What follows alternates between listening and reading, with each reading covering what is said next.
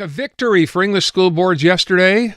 You take what you can get from the provincial government when Bernard Drinville backed away from some of the provisions in Bill 23, Hallelujah. which would have taken, of course, governance, one of many things, away from English school boards, something they, of course, are fighting now in Bill 40 to not have happen.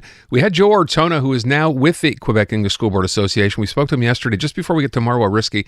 I asked him with respect to what is in here and what they get to keep, what gets to stay. Here's what he said.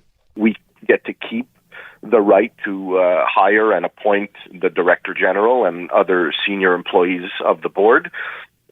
English school boards get to be able to have the independence to make their own decisions because part of Bill 23 included in the bill was a provision that allowed for the minister to overrule decisions that were made by the elected councils. So those are obviously some of the major ones that really had an effect on, the elected representatives and the local decision making, which would have been all centralized at Quebec City. It's certainly a good first step. He did express a will to want to meet with us, Minister Drinville did, and he did meet with us, and we came to this understanding. All of that is a good thing. Now we need to move forward from there, and not. We don't want to see this government being pressured by any opposition parties to, change their mind. Obviously, then that's a step backward. Joe Ortona, and now Marwah Rizqy, who has been, she is the Liberal education critic and has been pushing for some time to get to Bernard Drinville and have him back down, and that seems to have actually paid off. So congratulations to her. Great work, yeah. Marwah Rizqy is on the line. Marwah, thanks so much for being here. Thank you for having me. So you heard how excited Joe Ortona was. I mean, you don't want to make things bigger than they are, but this is a big win for English school boards, is it not? This is a big win, and Joe Ortona was in my office last week because we have a lot of things to fight against the CQ government, and it's one battle after one battle. So I guess the obvious question is, this is a one battle won, Bill 23. We know Bill 40, of course, is going to probably end up finding its way to the Supreme Court, and that could take years. With respect to Bernard Drinville, you heard what Joe said about him actually seeming like he's listening, and obviously he has been. Are you encouraged by what you've seen? Do you think there's more room here? Absolutely, because I spoke with Bernard multiple times on this issue, and I told him because we're right now studying article by article Bill 23, and it can take a long time if you do not back down on the English School Board section. Or it can move a little bit faster if you agree that we do not touch the Anglophones' right. And finally, he agreed, and he also said that he's going to keep the conversation open with the English community. This is very important. And he said he won't move forward without speaking with the English community. And he said nothing's going to come out of the blue. And this is for us, for the Quebec Liberal Party, a massive win because we have to remember Jean-François Roberge was never listening, and he was just moving forward without any consultation. Yeah, that's interesting. How many times, remember in the past, did we ask someone with a school board, so did the government consult you first? And they said, no, we found out the same way you found out. Every single time, that was what they were hearing. Yeah. So, that's very encouraging and does give us some hope, although I suppose it's still too much to hope that they might change their stance on the appeal of the ruling of Bill 40.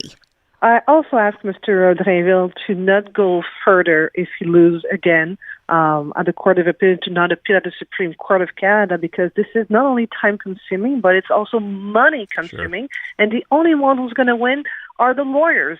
And all the money and the resources, we should give them to the students. And I hope he's going to listen to that. My feeling and my personal opinion is the decision of Justice Lucie is going to stay even at the Court of Appeal. So wait, let's go through the process. The next step is the Court of Appeal. Do we know when that comes up? No, we don't know, but usually it takes time, many months. And of course, if the English community wins, we'll see if the government is going to appeal to the Supreme Court. If we have a final decision, either from the Court of Appeal or from the Supreme Court, my understanding is that the government will not apply Bill 40, neither Bill 23 to the English community. Okay, well, so it's going to be a done deal. It's going to be over. I have to say, Marwah, you're one of the very few who seem to be standing up for English rights, and I wonder if that costs you anything politically. How do your constituents react to that?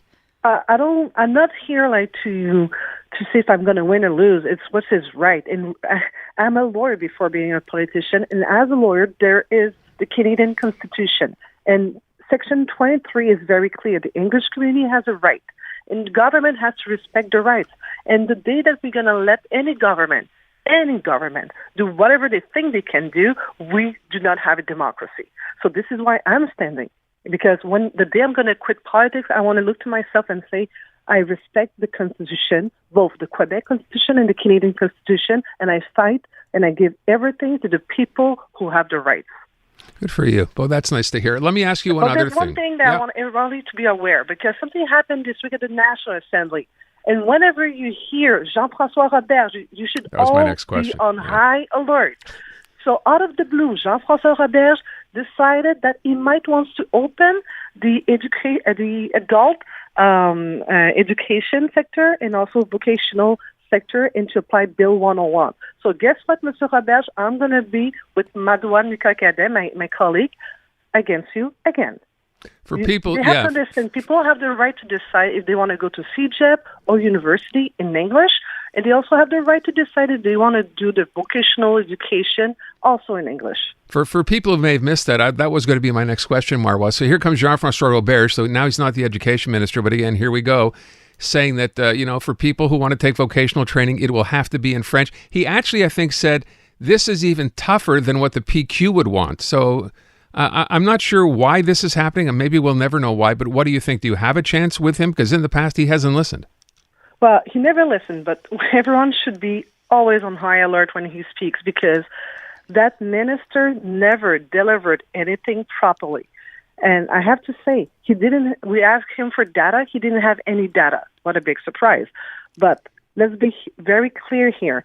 The government of M. Legault, they lost 10 points last polls. And the 10 points went to the PQ. So they want to be more nationalist, and they want to prove again that they can be tough again on the Anglophone. But the truth is, after what they did to University of McGill, Concordia, and Bishop, people are fed up. He knows there's a labor shortage, right, Marwah? He knows that. I don't know. Honestly, I don't think they actually live on the same planet as us. After they give $7 million to the King of Los Angeles, they lost track completely with what is the real priorities of Quebecers. Instead of always putting them in stupid fights, they should just be focusing on the economy. I see you were talking about people in my riding in Saint-Laurent. A lot of them are telling me that even though they're making a good salary, they have a hard time right now because of the grocery. It's always more expensive. And they see like the interest rate of their mortgage going up. But the government is never talking about the economy, and they should focus on that, because this is a real issue of the real people. Just quickly before we let you go, not too long ago when we spoke to you, had discovered that renovations and work was being done on schools that were in CAQ ridings and not in Liberal ridings. Did anything ever come of that, Marwah? No, so far they are saying, Mr. Bernard Drinville said he's going to look into the data, and I told him, in Saint-Laurent, there's 2 schools that were approved at the PQ. So they were approved and then they were canceled. And we have also a school in the Nuns Island that were also approved and then canceled. And you know what's so frustrating is because right now the kids at Nuns Island, they're not in a school, they're in a commercial building. And I'm not even joking. Wow. We have kids going to school in a commercial building, because the government didn't want to put the money to build a real school. Marwah, keep up the good fight. It's always great talking to you, especially when we can look back and say congratulations on something that you've done, because this was, as we said off the top, a big win for English school boards in this province. It was a team victory. I also have my colleague Brigitte Garceau, George Tonna, who worked really hard, and I have to say Russell Kaufman also. So very happy that we bring that one for the community. Liberal MNA, Marwah Rizqy. Marwah, thank you so much. Appreciate it. Thank you.